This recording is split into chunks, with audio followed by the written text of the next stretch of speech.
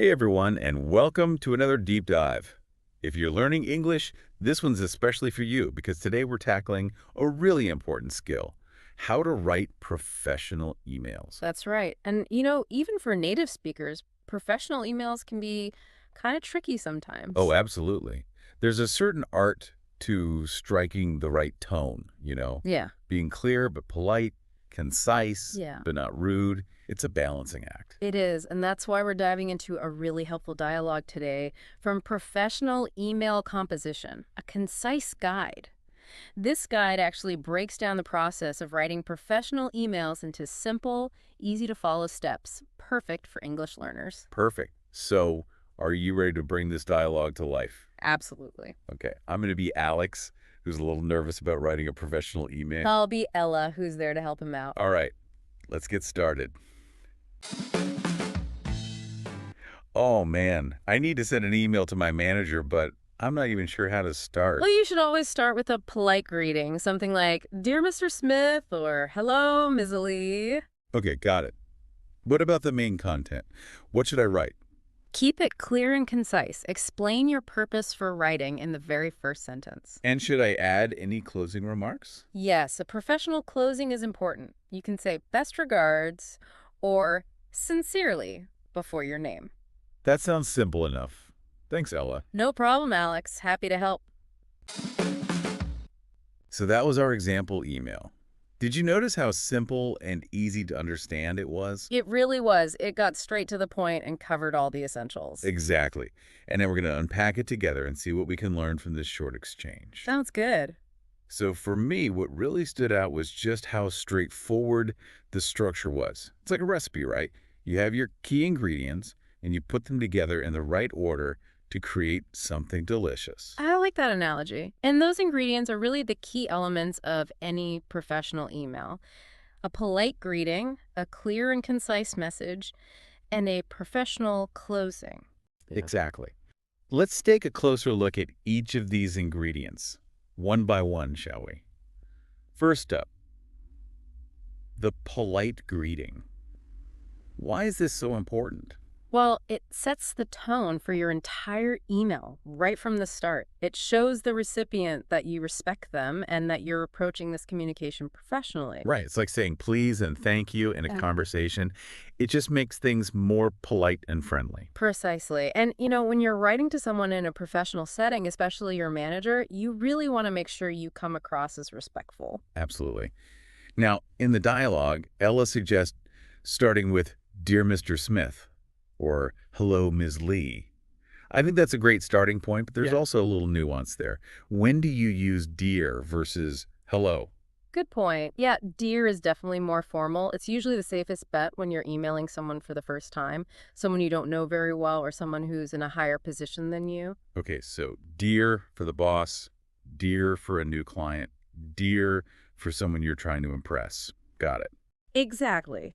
Now, hello is a little less formal, and it's fine to use with colleagues you know well or people you've emailed back and forth with before. It's still professional, but it has a friendlier, more casual vibe. I see.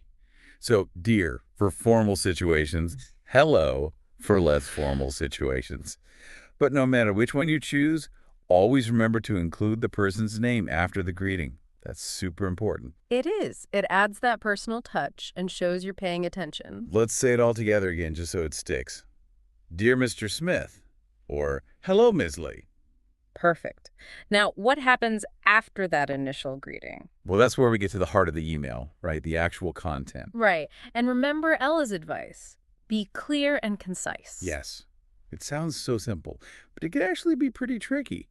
What does it really mean to be clear and concise in an email? Well, I think a good way to think about clear is that your message should be easy to understand. Like, imagine a clean window. Your reader can see right through it to your meaning without any obstructions. I like that. And then concise means getting to the point quickly without using any unnecessary words or phrases. Yeah. It's like packing a suitcase for a trip. You only want to bring the essentials. Right.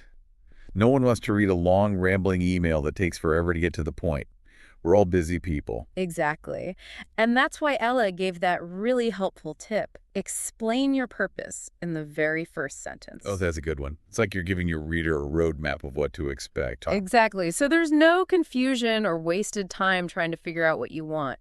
You're being upfront and direct. Let's try it out. Imagine you're writing to your manager to request a meeting. How would you start that email, keeping this tip in mind? Okay, let's see. I could say something like, I would like to request a meeting to discuss the upcoming project. Perfect. That's cool. It's concise and it tells your manager exactly what you want right away. And no unnecessary words. Okay, so we've got our polite greeting and our clear, concise message. What's the last ingredient in our perfect email recipe? Well, it's the closing remarks, right? Those final words that wrap up your email and leave a lasting impression. Remember what Ella suggested. Best regards, or sincerely.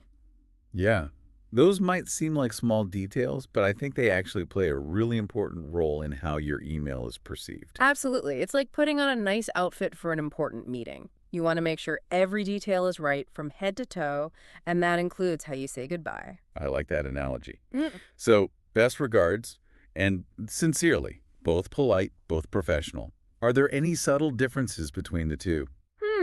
Yeah. Sincerely is a little more formal, while best regards has a slightly friendlier tone, but honestly, both are perfectly acceptable in most professional situations. So to recap, we have our polite greeting, which could be dear or hello, plus the person's name, then a clear and concise message where we explain our purpose right in the first sentence. And finally, we finish it off with a professional closing, best regards, or sincerely, followed by our name. You got it. That's our basic email formula right there. But wait, there's one more thing, right? Oh, yes. Even though it seems obvious, it's easy to forget in the rush of sending an email. After your closing, you always need to include your name. Right. It's best regards, your name, or sincerely your name. Exactly. It's like signing a letter. You wouldn't send a letter without your signature, would you? Now, are you ready to put all these ingredients together and see how they work in our example dialogue? Ready to be Alex and Ella again? Absolutely. Let's do it. Okay. Take two. Hi, Alex. What's up? Hi, Ella. I need to send an email to my manager, and, well, I just want to make sure it sounds, professional. Oh, of course. It's actually easier than you might think. Just remember to start with a polite greeting like, Dear Mr. Smith. That shows respect right from the start. Okay. Dear Mr. Smith. Got it. What should I write after that? Well, the most important thing is to be clear and concise. Explain the reason you're emailing, your purpose right in that very first sentence. Right. Get straight to the point. No rambling. Exactly. And to wrap things up nicely, use a professional closing remark like, best regards, or sincerely before your name. Okay, so like, best regards, Alex. Perfect. See? Not so hard, right? Yeah, thanks, Al. That was really helpful. Anytime, Alex. You'll do great. Wow.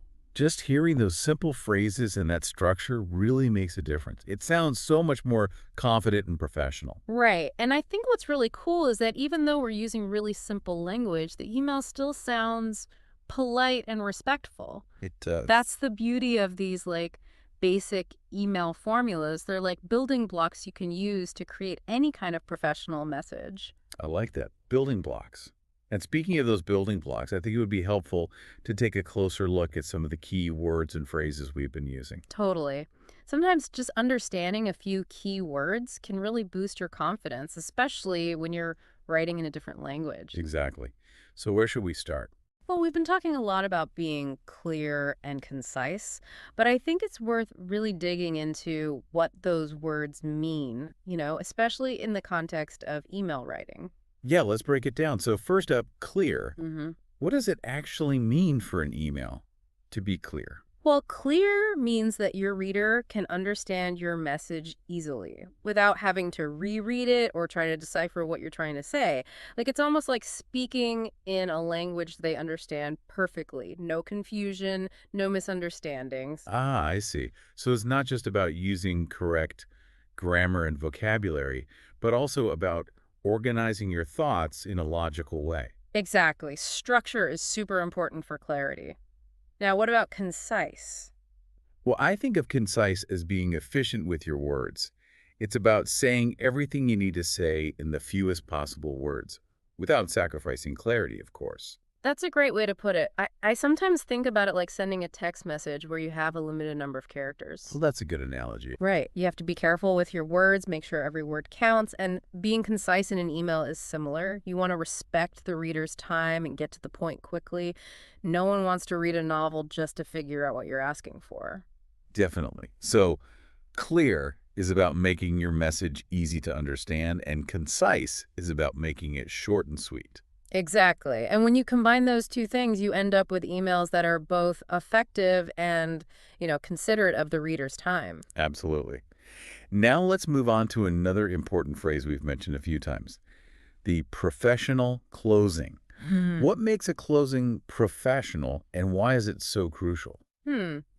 A professional closing is kind of like the final handshake in a business meeting. It's a way to signal that you're ending the conversation politely and It respectfully. leaves a final impression, right? It does. And just like a firm handshake, a professional closing leaves a positive impression on the recipient. It shows that you've put thought and care into your communication. So we talked about using best regards or sincerely. What makes these phrases professional, while other sign-offs like cheers or later might not be suitable for a work email? Yeah, I think it comes down to formality. In a professional setting, it's important to maintain a certain level of formality, and that includes how you end your emails. Right, best regards and sincerely are formal enough to be appropriate for work emails, but not so stiff that they sound cold or impersonal. It's like finding that sweet spot. Exactly. They strike a really nice balance between professionalism and friendliness. And although these are pretty standard closings, I think it's always good to, think about your audience and the overall tone of your email when choosing which one to use. Oh, that's a good point. Like, if you're emailing someone you know well and the email is more casual, then best regards might be a better choice.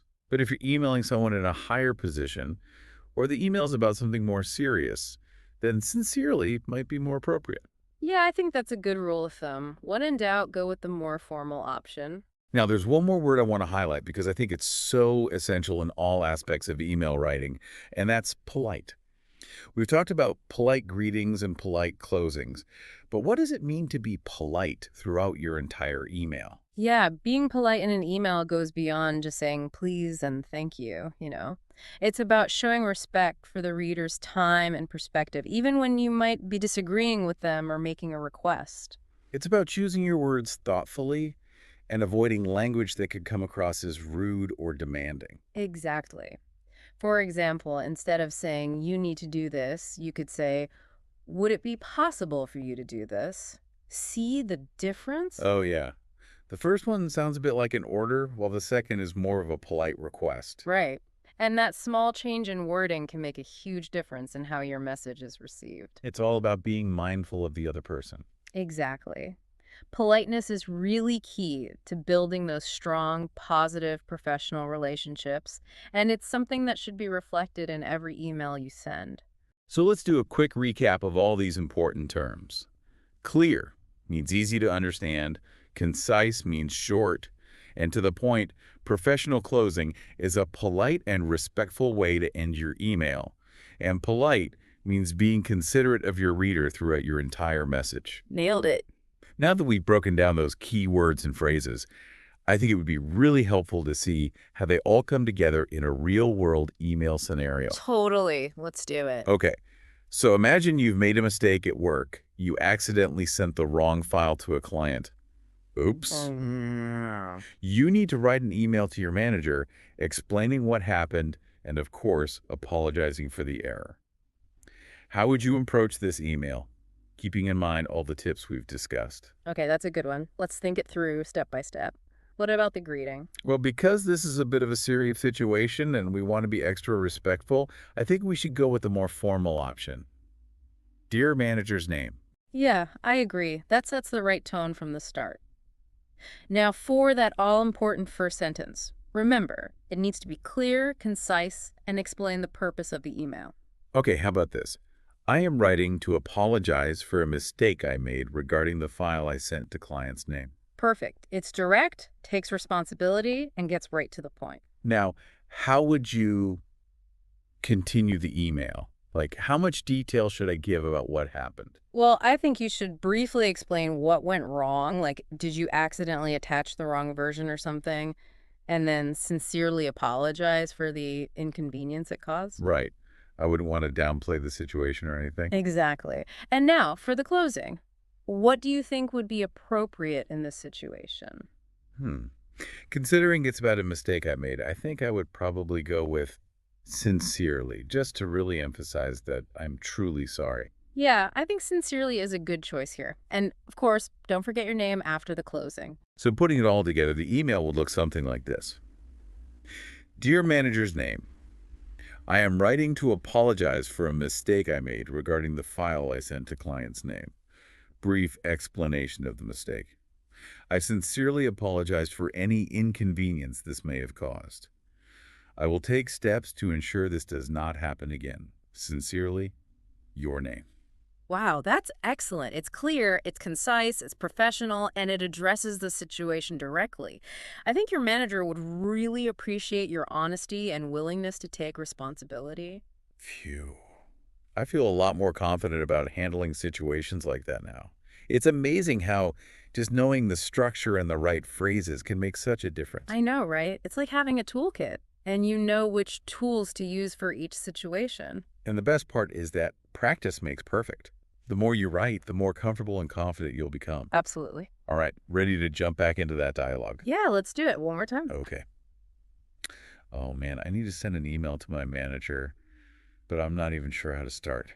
Well, you should always start with a polite greeting, something like, Dear Mr. Smith, or Hello, Miss Lee. Okay, got it. What about the main content? What should I write? Keep it clear and concise. And explain your purpose for writing in that very first sentence. Should I add any closing remarks? Yes, definitely. A professional closing is always important. You can use something like best regards or sincerely before your name. Huh, that sounds simple enough. Thanks, Ella. No problem, Alex. Happy to help. Just hearing those simple steps again really highlights how approachable professional emails can be. It's amazing, right? Just a few key phrases can really transform your writing. And I think for our listeners who are learning English, this dialogue is a great example of how you don't need a huge vocabulary to write effective emails. It's true. Clarity and politeness are the most important ingredients. So next time you're feeling stuck, remember Alex and Ella. Remember those simple steps. Exactly. Start with a polite greeting like, Dear Mr. Smith, or Hello, Mrs. Lee. Then get straight to the point. Figure out that one key thing you need to say and make that your first sentence. And finally, wrap it up with a professional closing like, Best regards, or Sincerely, followed by your name. Boom. It's like a recipe for email success. It really is. And the best part is you can start practicing these steps right away. Every email you send is a chance to improve your skills. Couldn't agree more. So keep practicing. And remember, we're here to help you navigate the world of English with confidence. Absolutely. If you found this deep dive helpful, don't forget to subscribe and like for more tips on practical English communication. Until next time, happy writing. Thanks for joining the conversation here at Kaz English. We hope you found it fun and informative. Don't forget to check out kazapp.uk. That's kazapp.uk for more tips, resources, and interactive practice. Keep exploring, keep chatting, and we'll catch up with you again soon.